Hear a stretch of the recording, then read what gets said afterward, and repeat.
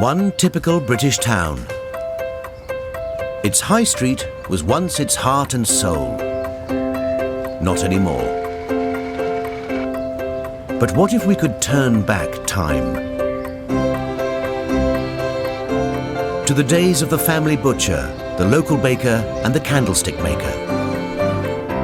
A group of shopkeepers and their families have left the 21st century behind.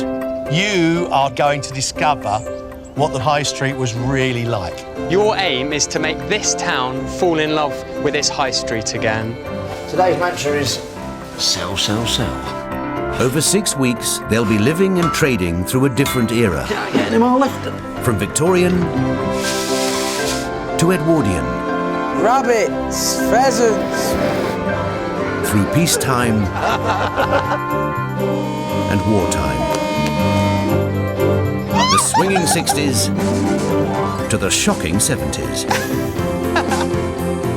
100 years of high street history. It's absolutely magical. Can they sell the products of the past to 21st century customers? Oh, the poor creatures. I'd be frightened to give this to the birds. Pin, pin. And can they make a profit while they're at it? This is unbelievably hard. I don't know how these poor buggers did this in the old days. If I'm really being honest, I hate it. This time, the shops move into the 1930s. Happy days. For some, times remain tough.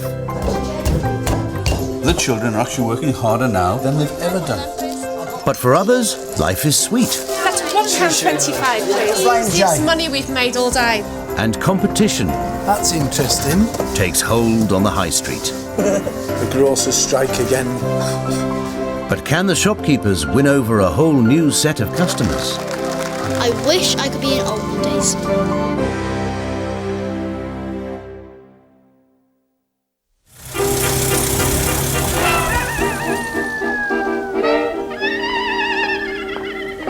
These 21st century traders have been kitted out for the 1930s.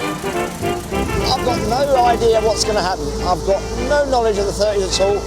Apart from Jeeves and Wooster, that's about all I know. For some, it was the golden age of shopkeeping. The 1930s high street was filled with mass-produced brands and cheap imports from the British Empire. As the demand for handcrafted goods disappeared, life for shopkeepers got a little easier. And the interwar years saw an end to most children working. It was a time when more kids than ever could enjoy a proper childhood. But will that be true for the families of our shopkeepers? They're all heading to the historic heart of Shepton Mallet in Somerset, where their 1930s shops await them. Making sure they stick to the rules of the era will be their very own Chamber of Commerce. Social historian Juliet Gardner, Tom Herbert, a fifth-generation baker, and Greg Wallace, a successful greengrocer. Welcome back to the 1930s high street. Now, we're out of the shadow of the First World War and the worst of the Great Depression. And although it's still pretty tough for a lot of people, the country is beginning to get itself back on its feet again. So those that are fortunate enough have found that life's little luxuries are becoming affordable again. Now, you've actually come together as a strong community of shopkeepers, but this week we want to see a real lift in your takings, a real rise. And you are going to have to cater for a whole new breed of customer. Children. This is an era of fun for children, all right? Go to your shops, have fun with this, put your all into it. Good luck. Off you go.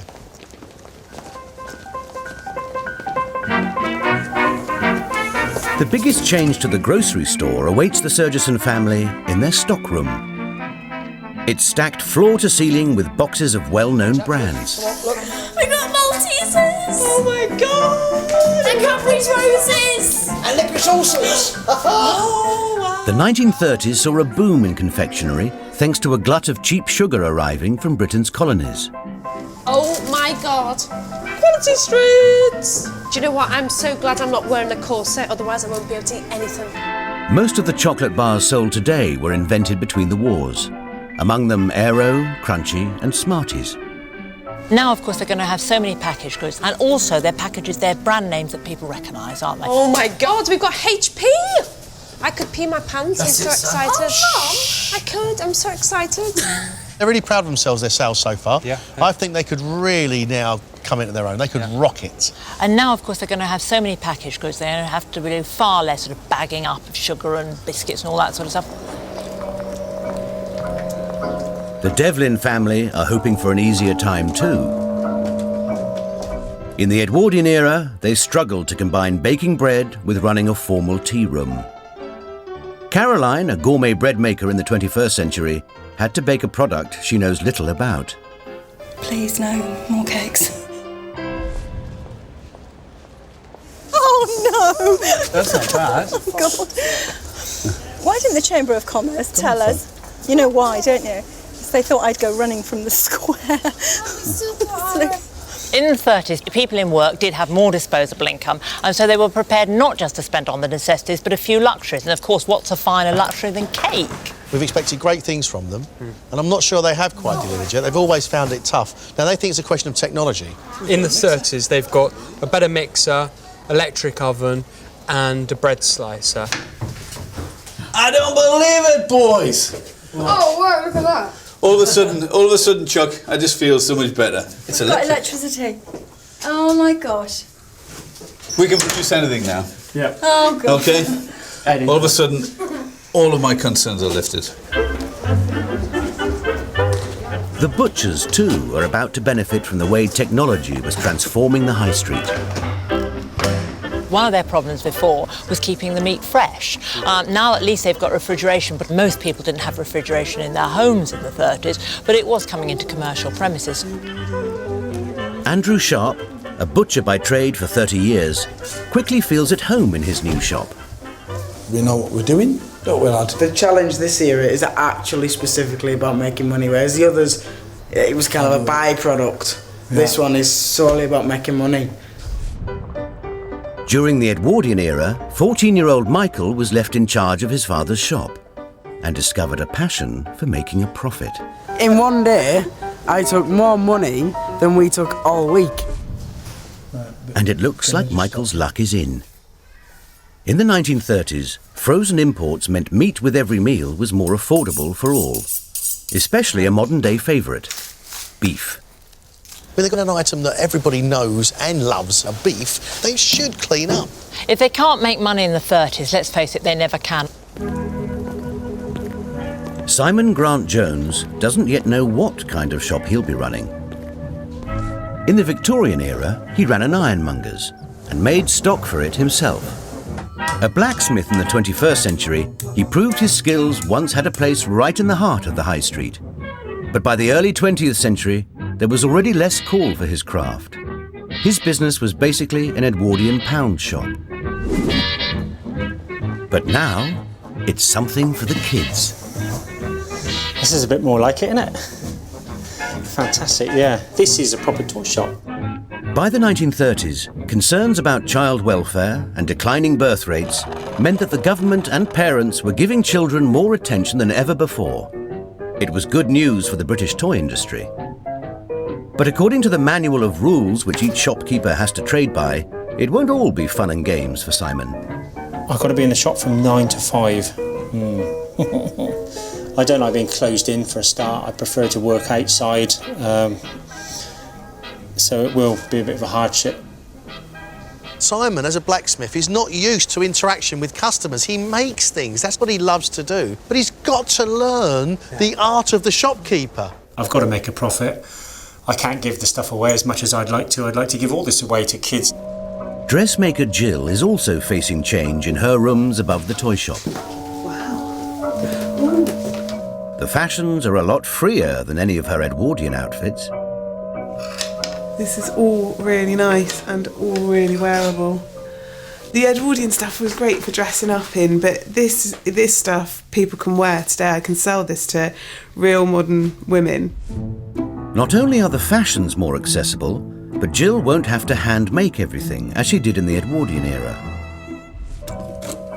By the 30s, the typical high street was selling cheaper, mass-produced clothing. Having off-the-peg stuff to sell for me is going to be novel. I mean, I'm not really a salesperson who's just about selling for the money. I'd only want to sell something that I was completely confident was right for that person. She's got products up there that are off the peg, and that is what's going to drive her business. That's where the bulk of her income's going to come from. But for Jill, who's a dressmaker at heart, there's a welcome bit of kit. Oh, there's a sewing machine. Excellent. Oh, what a relief. Oh, fantastic. Now I've got an electric machine, I can make proper dresses. The shopkeepers have a lot to do before the shops open.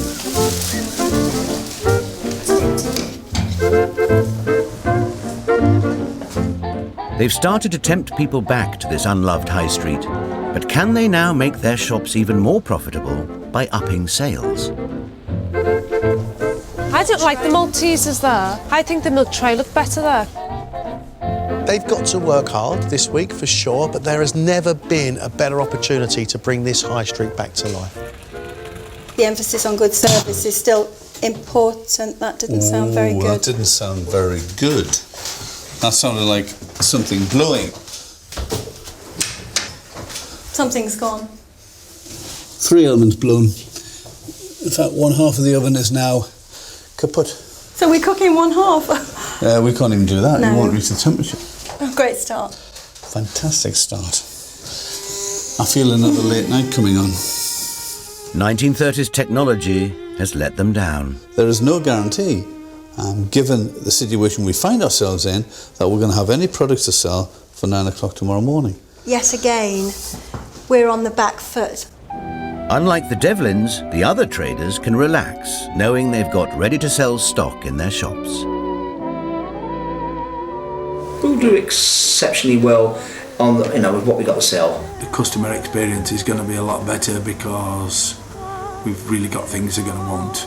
When I first walked in, as soon as we started to see the sweets and chocolate, I fell in love. So it was really good. I just love everything about 30s so far.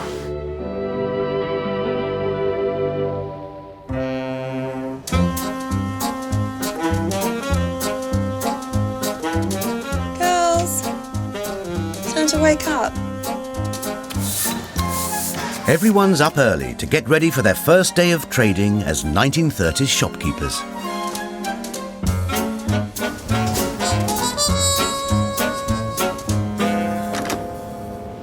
At the butcher's, they've got to turn a dead cow into saleable cuts.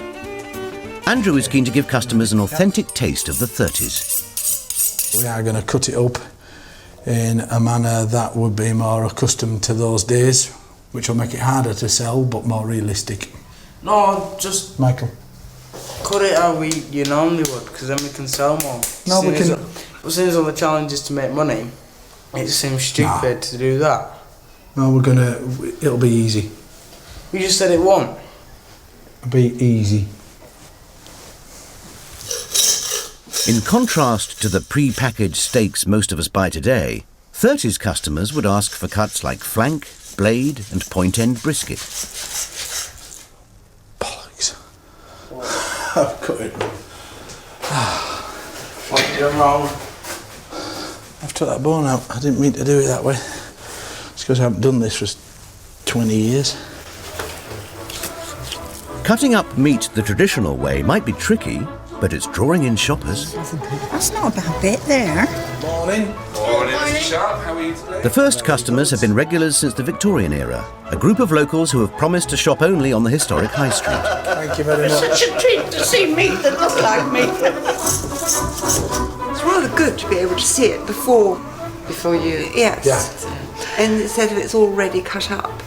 Andrew's relishing the chance to show off his old-fashioned expertise. What we're going to do is to cut this into flat bits like that, which is a round of beef, which is what that is. It was very nice to go into an independent butcher again and actually see what it is you're buying. The colour, it's the texture, the quality of it, and also some cuts that you don't normally see. Unlike his dad, Michael wants to take a more modern retail approach. And he's making use of a 1930s technological breakthrough. cellophane. I can sell everything and anything out of a packet, you know, so if in the morning we get everything prepped, wrapped up, if somebody comes in, I want a steak, thank you very much, ready packaged for you. It's the easiest way of making money. It's the start of the end. Well, it is. It's the commencement of you know, the shop not being a butcher's anymore and being an addendum to the grocer. Righty-ho, let me see what you've got for us that you recommend then. Could I interest you in Aberdeen Angus steak? Is it going to be like packaged like that, or It is. just going to be... Packaged like that. More like modern times. Proper wrapping. No, thank you. What is that? But not everyone's ready for modernity. I really didn't like that. I prefer to have my meat in brown paper, to be honest with you. I don't need the packaging. I don't want it. At the grocers, the Surgesons are preparing to target the younger consumer. Today's mantra is sell, sell, sell. Especially to the little ones. Now be careful because it's suddenly loose and goes bloody everywhere without it. On the good ship, loaded hot. Like so much else that was once made in-store or locally, by the 30s, even unbranded confectionery was mostly factory-made. The new sweets could be a huge money spinner, even though Saffron's already eating into the profits. It's just really cool because I can just eat all I want. There'll still be loads for the customers. On the good ship, lollipop, it's sweet. And Carl wastes no time targeting his junior customers. Chaps, would you like a little sweetie? What'd you say? Just one each, though. I think behind the counter would be a far better place for the sweets. I think that in the 30s they've already learnt about impulse buying for parents. Very similar to nowadays when you get to the checkout and then bang, they shove sweets in your face. Happy landing on a chocolate bar. For the first time, the grocers can tap the lucrative pocket money market. Zero with the big bad devil's food cake. I hate kids. Absolutely hate kids. But if I'm making money and I'm selling stuff to kids, then I'll be the nicest chap on the planet. Every kind of sweet you can think of. Yeah. But I can't wait to get them out of my face. What would you like? Blue sherbet. Blue sherbet, lovely stuff. What's your fizzy thing? That's £1.25, please. Thank you. I've got red hand. And I got a blue finger. Sherbet Pips are the best. It's the best shop we've had in Shepton. I'd rather have this shop than any other shop. It's got everything. Carl may not like children, but today he's brought them joy. I can't stand them, but if I'm taking money off them, I'll smile all day long. Now I want to see all the school kids go and buy best prime cuts of beef off the butcher. Right, so do you all eat meat at home, yeah? What's your favourite meat to eat? McDonald's. Right. The butcher's may not be a hit, but there is one other store which should be an obvious magnet for children. Yes, great. I love them. But it remains to be seen whether, in the age of computers, there are any customers for traditional toys. What if I said to you, give up all your modern day toys for a week and play with these? I'd feel quite happy for like try something new out. How would you think, Mum, that they'd get on without their modern day toys? I think it's going to be a struggle to keep them entertained, and I'm not sure Homie's going to react very well either, because he's I think physically attached to his DS at the moment.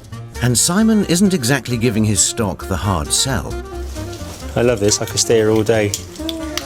Oh, I love those. They're brilliant, they're one of my favourite toys, they are. Even when the after-school crowd arrives, Simon seems more interested in being one of the kids than he is in making money from them. That's really pretty. Simple, isn't it? Sometimes feel as if I ought to give the kids the toys because I really want them to have them, and when they haven't quite got enough money to buy the toys, it's quite upsetting for me actually, because I really want them to have it. Definitely better than today's toy shops. Yeah. People tell you about these things, but you've never actually seen them, so you don't know what they're like yet. I like the fact that he just flips over so easily. I wish I could be in olden days. But customers are less impressed with the bakers. Do you have actually bread? We don't have any bread.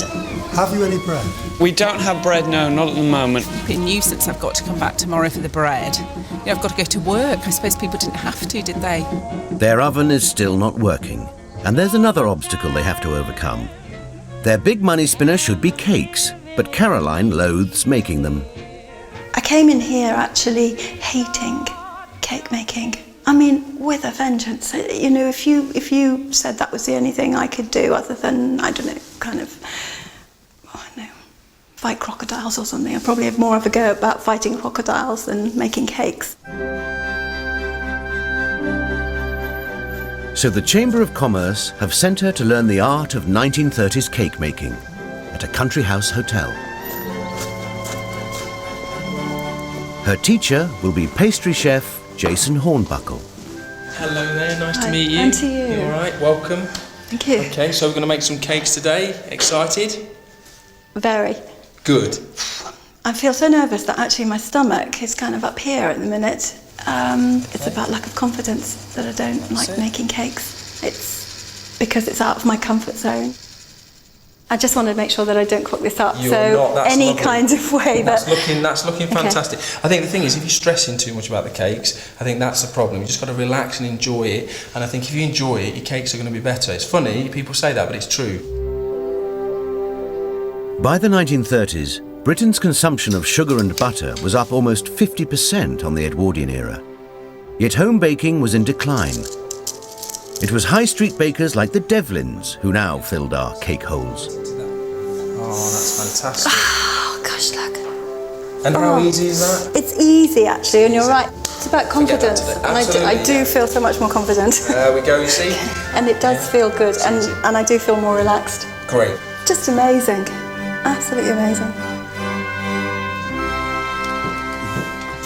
Caroline returns home not just with new skills, but something the bakery can sell until the bread oven is fixed. Look what I made. Oh, very good. Are you, ooh, hey, look. All right. They look kind of nice. From scratch. Did you? Isn't that Yeah. It was amazing. Yeah, good. Yeah, quite nice. Yeah, but I never thought I could make that. No, did I, Josh? I know. I know. Well done.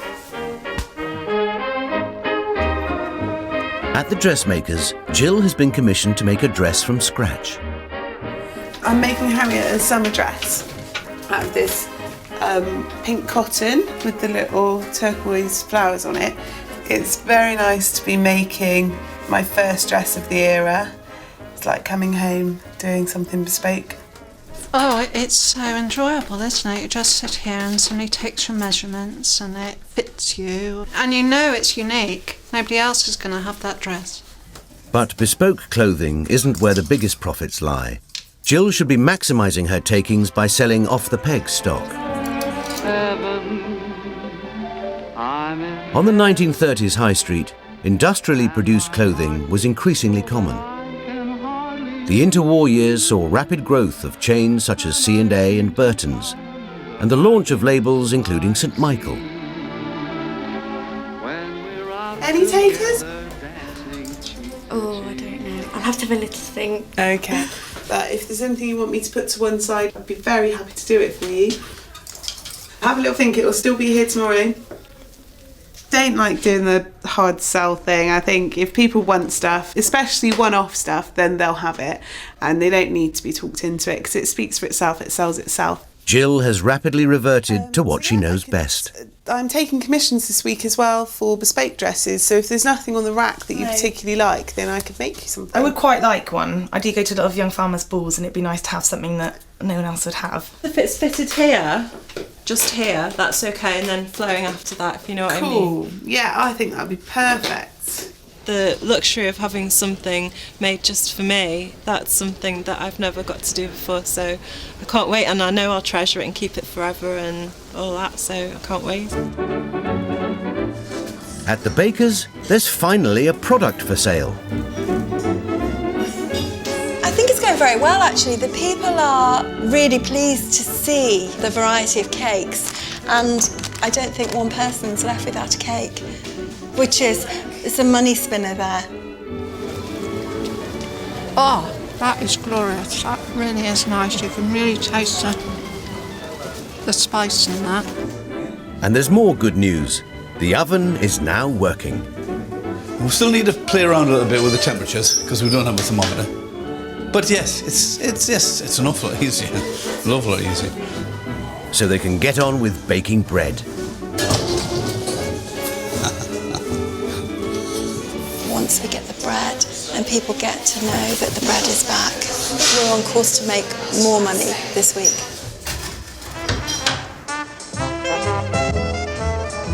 Although the 1930s high street was still dominated by independent traders, the big brands saw it as a place to advertise.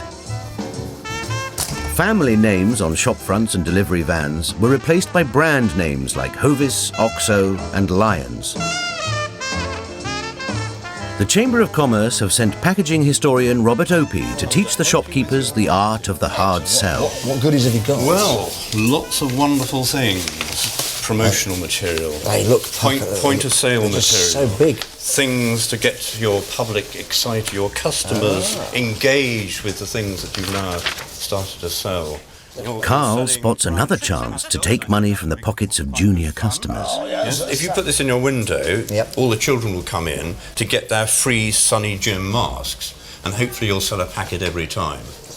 Well, obviously this was definitely aimed at the children, so that as they come along the street with mummy and daddy, they see this in the window and go, I want one, I want one, I want Even one. in the 30s, there was pester power. The high street became a battleground for big brands. So much so that the public became increasingly fed up with intrusive marketing. Oh, nerds. It's the first time moves were made to regulate advertisers' behaviour. As Robert Opie delivers posters to all the shops, the high street is about to embrace the art of advertising like never before. The butchers start a leafleting campaign. Aberdeen Angus beef that's been home for 3 weeks. No speak English. I'm from Bulgaria. Okay, thank you. But the grocers are thinking bigger. Do you know what? I think over there it'll just fit it, you know. It's probably the perfect size. Should we go and have a go? Yeah? Yeah, right. I want to take I'm sure Andrew will be happy with that. Debbie's so sure she doesn't actually ask the butchers first. That's interesting. I feel a rental issue coming on here. It definitely stands out. I think we're going to run out of sardines tomorrow, Harry. Well done. The only thing that's going to stop me taking that down is if they let me put a flyer in every corner of their window and on their door. Hello, Mrs. Surgison. So what we'll do, right, we'll have 4 of these in your window. Okay. And if they're in a ridiculous place, I'll come back and change it. Yeah? Okay. Thank you. Have a good day. But Debbie doesn't keep her side of the bargain. Only one flyer appears in the window. It's going to go mental, isn't it? 8. I'm not best pleased about that, since from the beginning we've always had rivalry with the grocers. They got it easy, they don't have to prepare anything.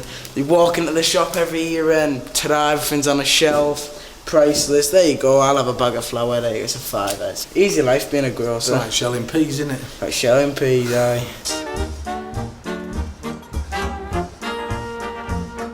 Government legislation now limited how late shops could open and how long staff could work. So the shops are shutting at 5. For the Surgisons, it's a chance to put their feet up. Don't really want to say it, but I thought it was an easy day. And it's only a 9 to 5, which is a DOS, instead of like a sort of like 7 or 8 in the morning till like 7, 8 at night. But even when their shop is closed, the bakers can't stop working. 9 to 5, more fun, plenty of recreation. Not for the devil in bacon. Unlike other shops on the high street, they can't take advantage of mass-produced goods. They still make all their stock themselves. What have you got in there now? We've got the rest of the bread, which should be about ready now. I don't need those. And the arrival of electricity hasn't saved as much labour as they'd hoped. It's just really, really long, thankless hours for very little return. And if I'm really being honest, I hate it. I hate it. After a long day trying to be a salesman, Simon's at the back of his shop doing the work he really loves. He's moulding some toy soldiers. When I'm here in my forge, I'm like a kid in a toy shop. In the 1870s high street, Simon's skills were at the heart of his business and the community. But history is leaving blacksmiths like him behind. The forge is not really working to its full capacity. In the Victorian era, it's very much in demand for making everyday items. In this era, the 1930s era, there's a lot of mass-produced things, and the forge is not necessarily needed on a daily basis anymore.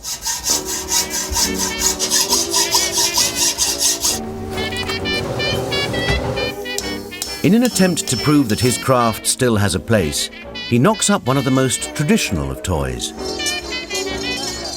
It can still entertain, but even in the 1930s, when toys from Lego to Monopoly were already being mass-produced, iron hoops were not the way to make a fortune. But then that's not really Simon's ambition. I'm not too worried about making an absolute fortune. As long as I make enough money to keep going and keep my shop stocked and keep everybody happy, then that's fine for me. I'll never be a millionaire at what I do. Others on the high street are more focused on putting money in the till and putting one over on each other. I think we took more money than the Surgisons today. That's always a plus, we always want to beat them. I was chatting to the butchers earlier and they reckon they take me 300 quid today. We could still take the most amount of money, but it's going to be really close.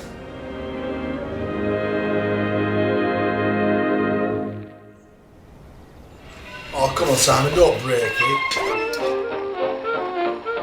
By the middle of the week, the 30s high street is in full swing. Come on, have your breakfast. Come on, baby. Such an early start, no makeup yet. The butchers, with their new cuts of beef, is proving particularly popular. Michael's determined to prove his skills as a salesman. Well, this is a top side. Oh, right. Yeah. It's a gorgeous roast. So roast it normal way? Not too much. Don't overdo it because it'll be horrible. Though sometimes wisdom does come with age.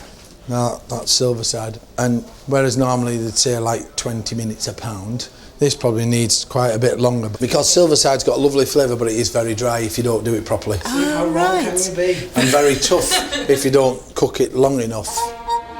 At the Devlin store, one of their key ranges is definitely outselling the other. It's interesting. We're selling very little bread at the moment. I haven't had to bake during the day. It's unusual. I think the emphasis is now on cake production. Jack, you need to be out here, sort out this bit here. This is your area, sort it out. The 30s saw less work and more play for most kids. But interwar laws preventing children working didn't extend to family businesses. So, just as in previous eras, even 8-year-old Chloe is mucking in. Chloe, come and do this with Dad. Given the fact that all the girls and the boys are contributing to this, it's working really well. Can you get 2 bowls? Get 2 bowls, wash your hands, get 2 bowls. I'm just ignoring you, Rafe, when you're like this.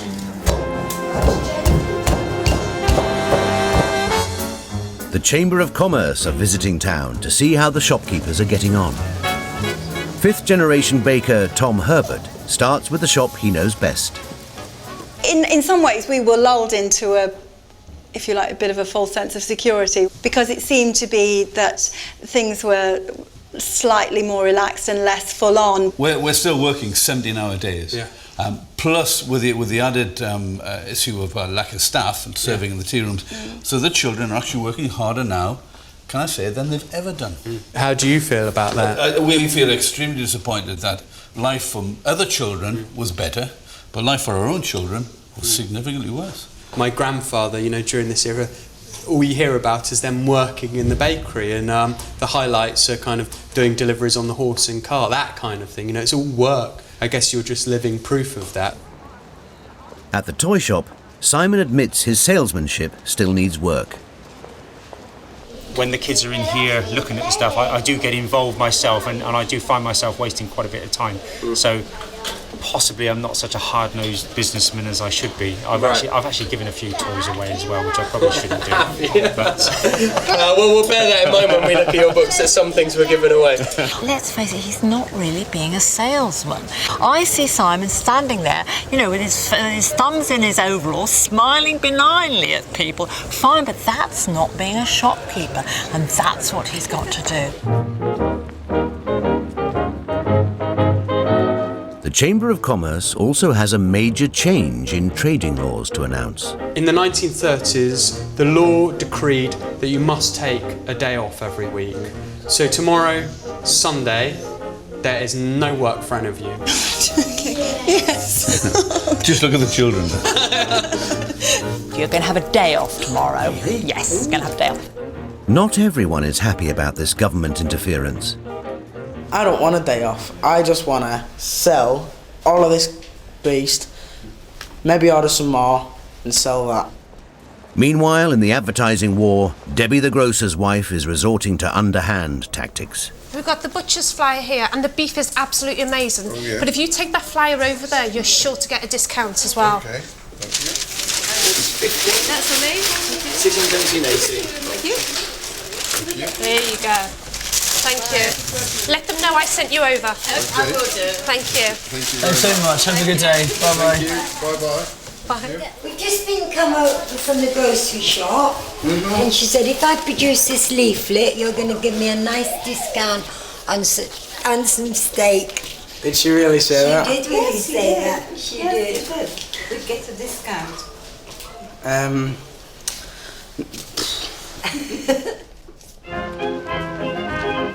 As the competition mounts, the sharps are more determined than ever to get ahead of the grocers. One way to maximise their profits is to sell every last bit of their cow. So we have a bit of a cunning plan for Michael's commerciality. We're going to beat the Surgisons at their own game because we're going to utilise something that's pretty negative, kidney fat, and we're going to make it into a lovely set of puddings. Grating the hard fat from around the cow's kidneys produces suet. Mixed with flour and steamed, it forms the basis of traditional stodgy puddings that kids have loved for generations. Everybody wins. They get something lovely to eat. We get something lovely to sell. And the poor grocers won't know what's eaten. This is going to be our time to shine. That evening, looking forward to their first day off, there's high spirits on the high street. Michael's getting his own back on Debbie. Carl, look what he's doing. Michael, you're such a tosspot. I honestly don't know where he gets it from. Cheers. And with no trading in the morning, the men drink late into the night. Oh, very good. Snookered.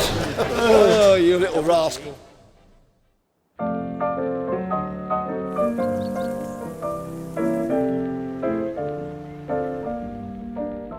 It's the morning after, and there are a few sore heads on the high street. I think I'm going to be in a bit of trouble, actually. I did my video diary, most of it in the pub last night. Fish service Devlin, It wasn't me, it was my twin brother. It's amazing how alike we are. I'm the quiet one and he's just a little bit less quiet. Carl takes advantage of the calm and sneaks out to change the poster. But look, the sign's done. It's perfect. Very good. Who did that? 50% off all orders. There's news about their day off from the Chamber of Commerce. What's this? A greetings telegram. Have a telegram, chaps. You'll be travelling to the seaside in 1930s style. Off the seaside? Well good. Seaside? Sing song. Bottle of beer, you know. But before they can enjoy their leisure time, there's another trip they can't get out of.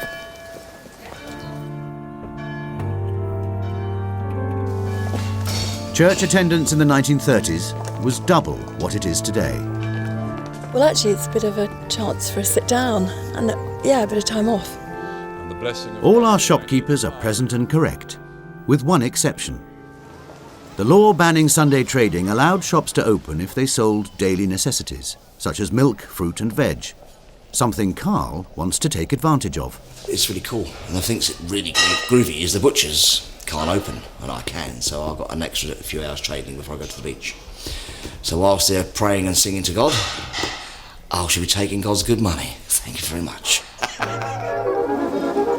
Knowing that the butchers have sold so much beef in this era, Carl sees an opportunity to cash in. And what about some of my lovely horseradish? I only want one of those. Yeah, well, I think one's enough. Yeah, one's enough. Can I tempt you to buy one? Thank you, sweetheart. That's fabulous. Thank you very much. You take care. Sold a lot. Butcher's closed. I'm happy. I've taken my dosh. He's at church. Happy days. With the church service over and most shops closed, there's still no rest for those making goods by hand. I'm very busy today. I need to go back to my workshop and finish a couple of dresses, so I'm not going to be joining everybody else at the seaside, I'm afraid. We're under real pressure to produce for tomorrow, and consequently my good wife won't be joining us either. I get to go to the seaside. I can't go out and play today. At least for the kids, for the first time this week, life is going to be a picnic. What are you looking forward to at the seaside? Splashing. Splashing.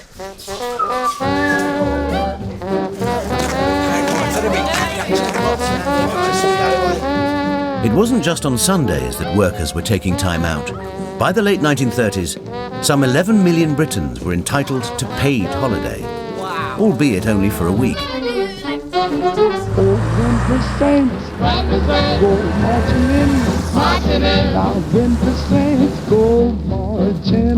Like our shopkeepers, often whole workplaces would down tools the same week and head off together.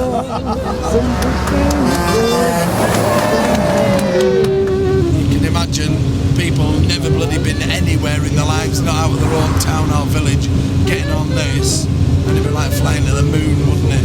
What better place could you wish to be in on a sunny day with all your mates going to the beach?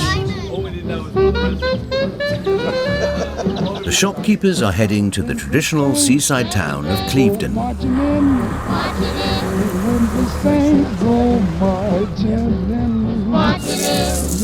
I want to be in that number when the saints go marching in.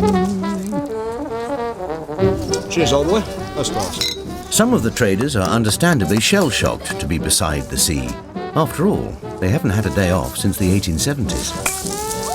It seems really strange to be doing nothing. I really feel as if I ought to be doing something, to be honest. It's going to take quite a bit of getting used to actually have some leisure time. Come on, girls, in the front.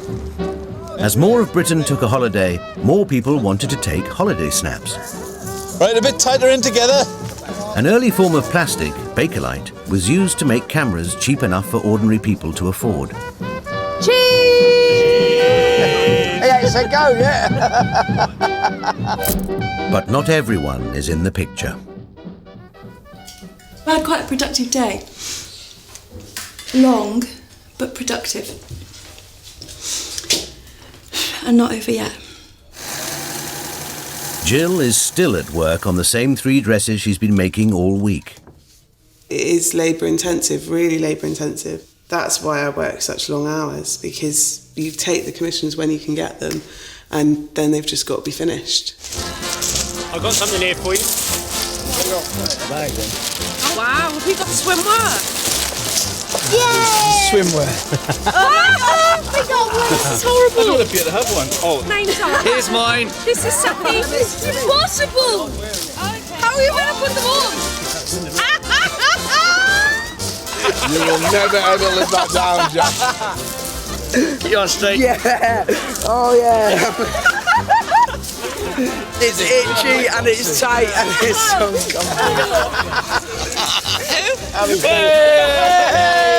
Commando! But while the boys might feel overly covered up, Debbie is feeling quite the opposite. I've literally gone from being a Victorian grocer's wife, where I've been literally clothed from to the neck right down to the floor, and now just today actually having a lovely bikini on. I do feel very liberated, and I'm sure when these women would have put these on, they would have felt the same.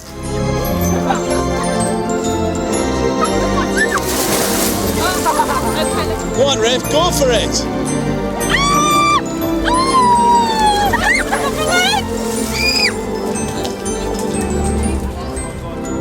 Can you imagine actually being in the 30s and actually having a day? It would have been such a planned event, and it would have been amazing getting on the coach trip. You can't literally work and work and work all the time. You have to have family time, you have to have leisure time. Otherwise, why are you working if you haven't got time to spend your money and have fun with the family?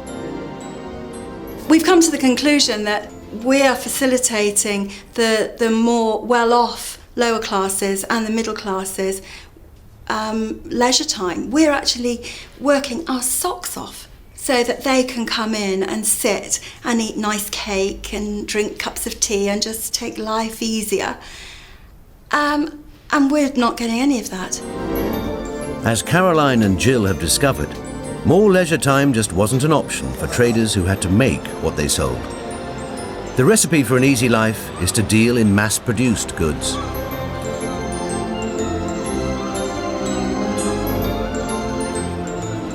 So it's been a grand day out for those who could afford to take it.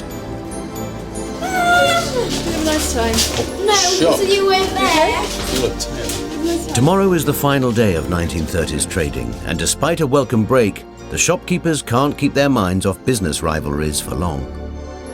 I know we won't take as much money as Michael thinks we will from a few puddings, but it'll give us a giggle and it'll give the surgeons a bit of a stick in the ribs, so that'll be quite funny.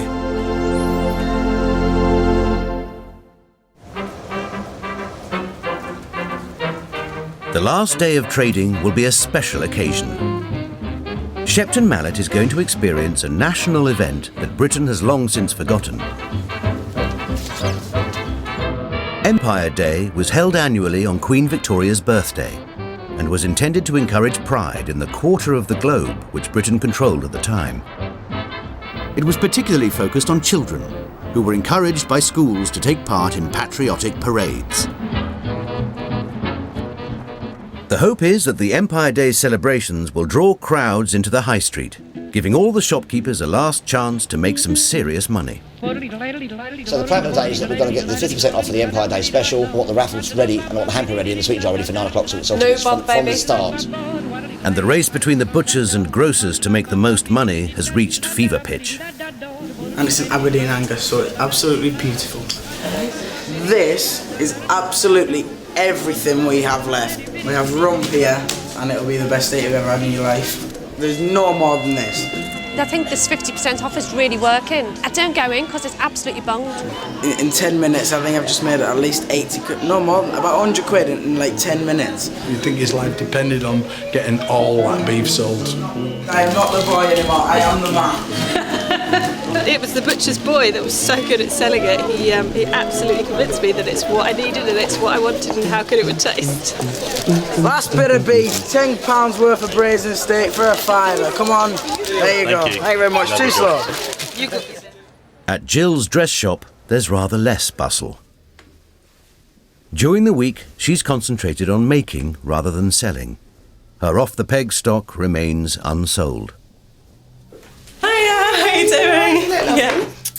And that's meant she's been working 15-hour days. But at least she's finally finished the bespoke dresses customers ordered. Okay, you're all ready. You look amazing. Hey! Oh, wow. Ta-da! Brilliant. Oh, good. I'm so pleased. You look wonderful. And your shoes are perfect with it as well. Very 30s. Oh, thank you. You're welcome.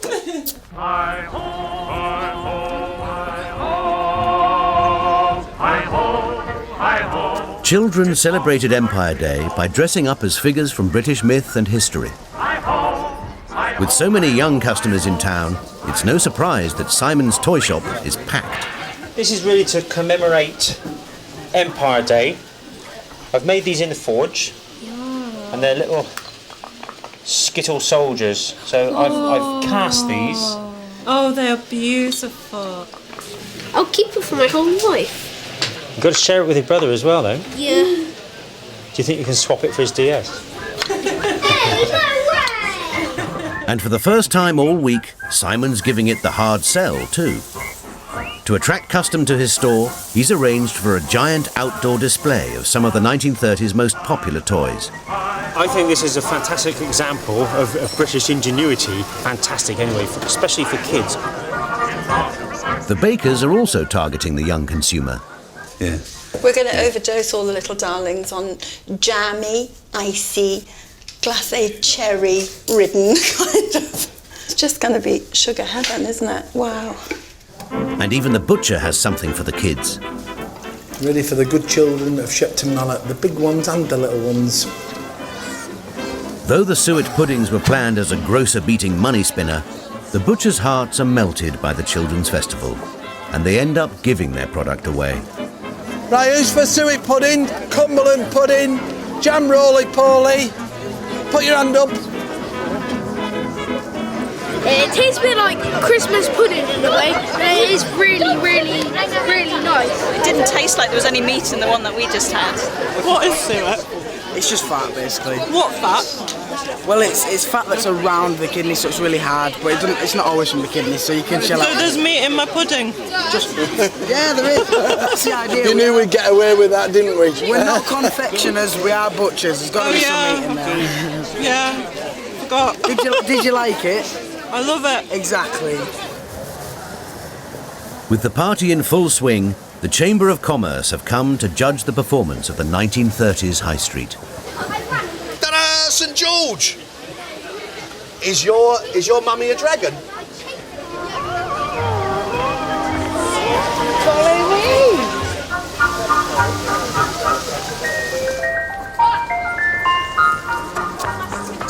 The people of Shepton are clearly enjoying Empire Day. Lovely community spirit which was there in the 30s. It really was just like stepping back into the past. I think that getting all the kids together on an event like Empire Day is brilliant. It would be great to do more of that nowadays. If they start as kids, it'll grow and develop and you get a much nicer, tighter communities. The people have bought into the 1930s experience, but have they bought into the products? It's time for the Chamber of Commerce to look at the shopkeepers' trading figures. Jill's are the first to be scrutinised. The takings are £325. It's not that great. She had off-the-peg fashions to sell, which were affordable. And she hardly sold any. No, I think you're being a bit hard on her. She's proved what the demand for a dressmaker is. It's not to sort of sell what everybody else is selling. It is to sell those special things for special days. I gave myself a little mission to bring glamour to Shepton Mallet, and I think I can safely say mission accomplished. The High Street's other artisan faced a similar challenge.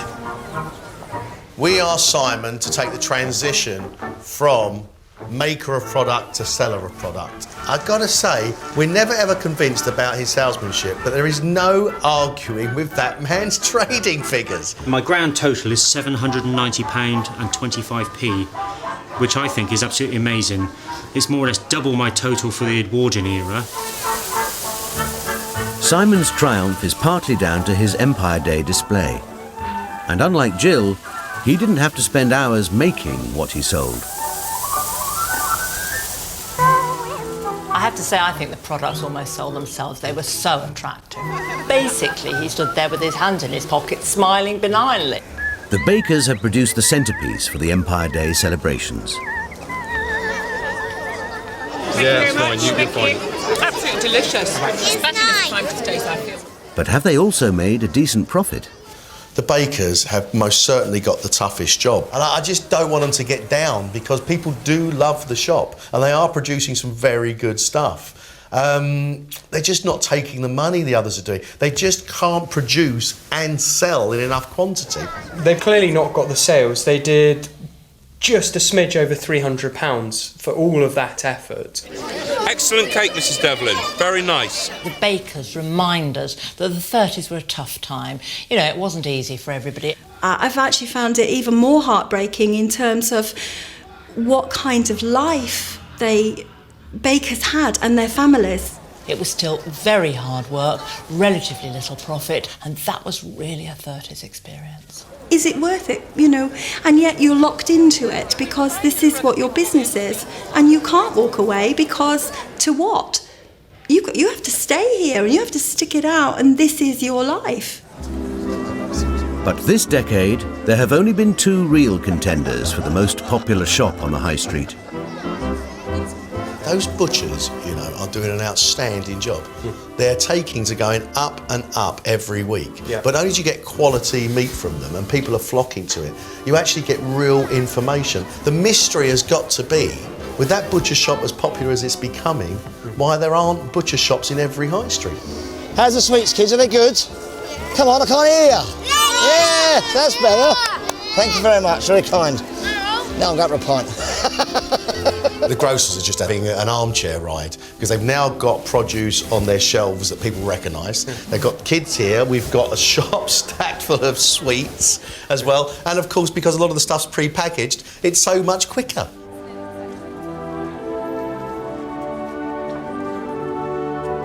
In the end, there's no arguing with the final accounts. The butcher's takings this week are virtually double what they were the week before. Incredible. He's taken 600 quid. But, as in the Victorian and Edwardian era, it's the ancestors of today's supermarkets who have come out on top. They've made a killing this week again. They're way out in front of everyone else with £1,300 plus worth of sale.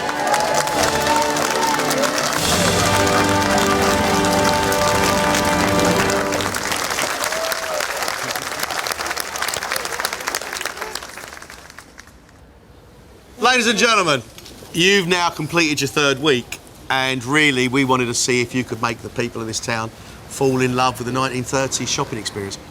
I think you have given shopping and the high street a whole new lease of life to a brand new generation of shoppers. There's a whole new generation of whose image now of the high street is of something quite exciting, a place of fun. Wonderful, wonderful achievement. Next week, the high street is World War II. And shopkeepers were right at the forefront of the British war effort. And relationships between shopkeepers and customers got very strained. I would prepare yourselves, if I were you, for a fair bit of flack. Good luck. Bit of bulldog spirit, you're going to need it. Next week, it's war on the high street.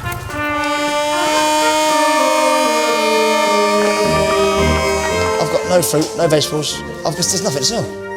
Can you tell me if there's anything I can buy without a ration book? There is rabbits. Anything else? Rabbit? Problem is that I've used up all my rations. Everyone is feeling the strain. I meant up with a big hell. I mean, God, look, can you just go for now, okay? Can you, please? But all I wanted was bloody baps. How hard is it they've made the bread? And Carl finds out that making a profit in wartime is criminal. It's got to be a fiver. Piper?